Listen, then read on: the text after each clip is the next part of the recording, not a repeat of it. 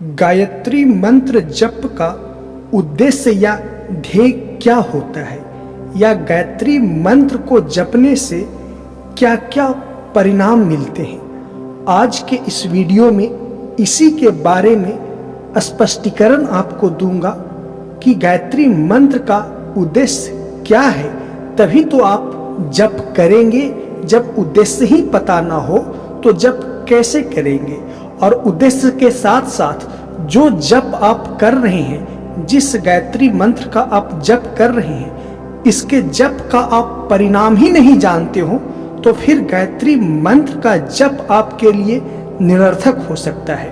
तो आइए, आज मैं बहुत ही पेचीदा विषय पे बात करने वाला हूँ। हो सकता है कि साइकोलॉजिकल टर्म का भी मैं इसमें इस्तेमाल कर जाऊं, लेकिन मेरा प्रयास यही होगा कि बहुत ही सहज से सरल भाषा में मैं आपको समझा दूं कि गायत्री मंत्र का उद्देश्य क्या होता है, या कहें तो गायत्री मंत्र का जप करने से किन उद्देश्यों की पूर्ति होता है। देखिए, गायत्री मंत्र का जप करने का कोई एक उद्देश्य नहीं है, कई उद्देश्य होते हैं, अनेकों।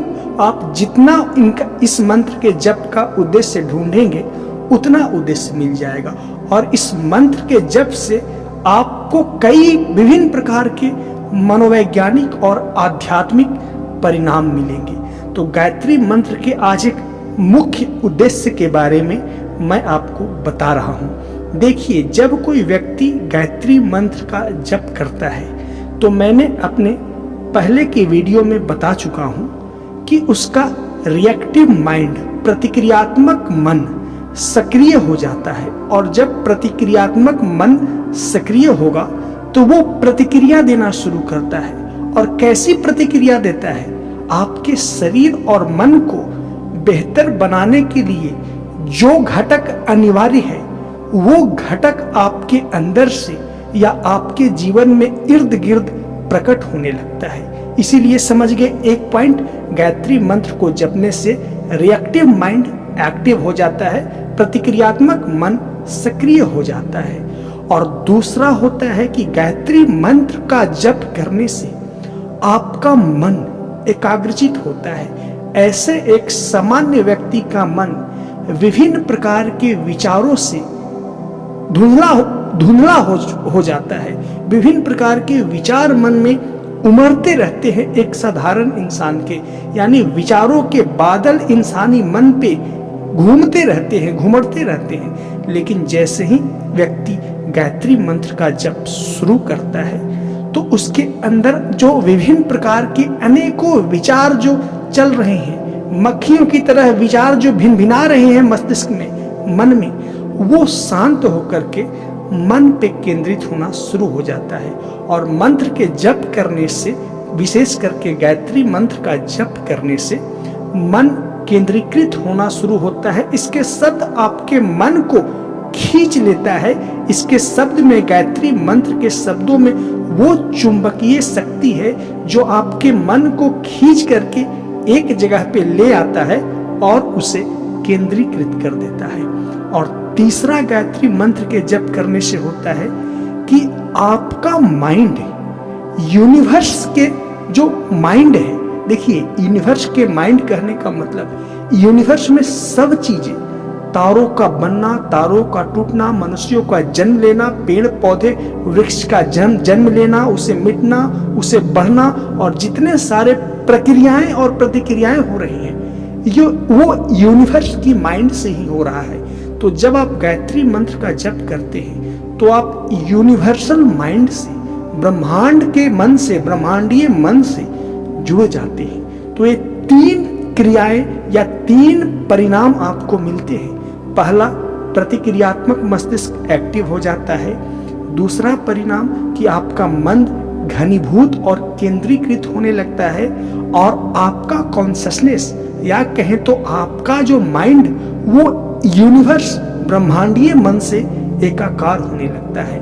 और जब गायत्री मंत्र के मनोवैज्ञानिक तरीके से जप करने से ये तीन घटनाएं आपके साथ होती है तो इसके बाई प्रोडक्ट के रूप में, ध्यान से अब समझिएगा, ओरिजिनल चीज अभी है, इसके उप उत्पाद के रूप में या कहें तो इसके परिणाम स्वरूप आपका माइंड और बॉडी अलाइन हो जाता है। अलाइन का मतलब एकीकृत हो जाना, रेखाबद्ध हो जाना। इसको जरा ध्यान से समझिएगा, क्योंकि एक समान इंसान मानसिक तौर पे, शारीरिक तौर पे आप खुद को ऑब्जर्व करिएगा कितना बेचैन और परेशान होते हैं। कभी खुजला रहे हैं, कभी चेहरे को सहला रहे हैं और ना जाने कितने सारे शारीरिक और मानसिक क्रियाएं करते रहते हैं जिसका आपको भी पता नहीं होता है। तो गायत्री मंत्र के फलस्वरूप आपका माइंड और बॉडी स्थिर हो जाता है, एक अलाइनमेंट में आ जाता है और वो स्थिरता इतनी आनंददायी होती है कि गायत्री मंत्र के जप करने के बाद आप उस स्थिरता को ध्यान में रखें या उस स्थिरता को एहसास करते रहें तो आप पाएंगे कि आपके मन के जो विचार हैं, मन में जो विचार चलते रहते हैं वो बिल्कुल ठहर से गए हैं, शांत से हो गए हैं। और मन में जो विचार चलते रहते हैं वो ठहर से गए हैं या शांत हो गए हैं। ऐसा इसीलिए होता है कि गायत्री मंत्र के जप से आपका माइंड और बॉडी अलाइन हो गया है, एकीकृत हो गया है, लयबद्ध हो गया है। और इस लयबद्धता के फलस्वरूप आपके अंदर आनंद का स्पंदन होता है, आप आनंद का एहसास करते हैं। और जब आप आनंद का एहसास करते हैं ना, तो आपका मन उसी आनंद को एहसास करते रहना चाहता है और किसी अन्य विषयों पे सोचने की वो चेष्टा नहीं करता है, क्योंकि मन को जहां आनंद मिलता है ना वही केंद्रित हो जाता है।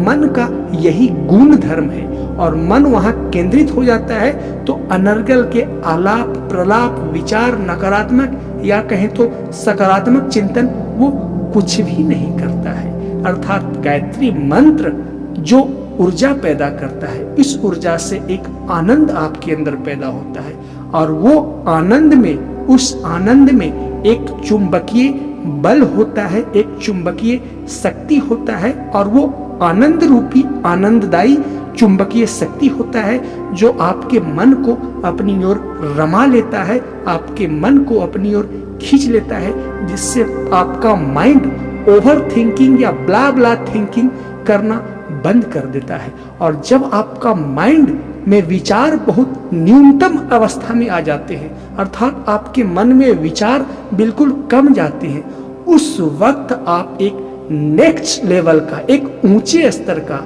एक नेक्स्ट लेवल का, एक अगले स्तर का ऊर्जा का एहसास करते हैं। और वो एहसास इतना आध्यात्मिकता से भरा होता है कि उसकी कोई सीमा नहीं। और मैं जो बातें कह रहा हूँ कोई साधारण सी बातें नहीं कह रहा हूँ। आप कोशिश करिए समझने का कि मैं पीछे के इस वीडियो में क्या कहते आ रहा हूँ और अब तक क्या कहा हूँ। और यदि नहीं समझ पाए तो फिर से वीडियो को ध्यान से देखिए और समझिए कि मैं कहना क्या चाह रहा हूँ। तो आप जो नेक्स्ट लेवल का आनंद फील करते हैं ना, यही आनंद आप दिन में अधिकतम बार जब फील करने लगेंगे तो आने वाले कुछ महीनों में, सालों में आप जीवन नहीं महाजीवन का एहसास करेंगे। आप मानव रूप में ईश्वर होने का, स्वयं को ईश्वर के रूप में एहसास करेंगे। क्योंकि जो अलाइनमेंट से, मंत्र की शक्ति द्वारा माइंड बॉडी के अलाइनमेंट से मन में न्यूनतम विचार आते हैं और उस न्यूनतम विचार के फलस्वरूप जो आप अंदर से एहसास फील करते हैं, वो एहसास को कोई शब्द नहीं दिया जा सकता, वो बहुत ही अग्रिम स्तर का एहसास होता है। और जो व्यक्ति अपने जीवन में इस एहसास को महसूस कर लिया, उसका जन्म लेने का उद्देश्य पूर्ण हुआ। तो आशा करता हूँ इस डीप और पेचीदा साइकोलॉजी को आप समझे होंगे। इसीलिए वीडियो को अंत करने से पहले इस वीडियो को लाइक करें और चैनल को सब्सक्राइब करें। वीडियो को देखने के लिए धन्यवाद। मिलते हैं नेक्स्ट वीडियो में।